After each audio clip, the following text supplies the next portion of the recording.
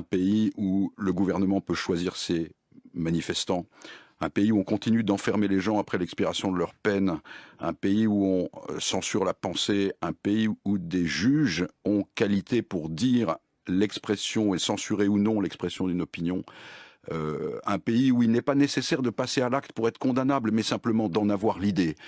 Rien de tout ça n'était concevable pour quelqu'un de ma génération. Et mon étonnement vient du fait que tout ceci s'est produit dans l'espèce de silence ouaté de la vie administrative auquel nous avons totalement cédé, à laquelle nous avons substitué notre idéal de la société politique elle-même. Vous savez, Maritain dit très très bien quelque chose dans un texte publié pendant la guerre. Il dit, au fond, il faut regarder attentivement ce que disent les hommes politiques. Quand un homme politique vous dit « la liberté, certes, mais la sécurité, oui », ce qu'il vise, c'est la sécurité seulement. Quand un homme politique vous dit « la sécurité, certes, mais la liberté », ça veut dire qu'il préfère la liberté. Depuis 30 ans maintenant, nous entendons la liberté, oui, mais la sécurité. Ce qui veut dire la sécurité d'abord. La liberté a déjà disparu. Nous sommes déjà dans un pays dans lequel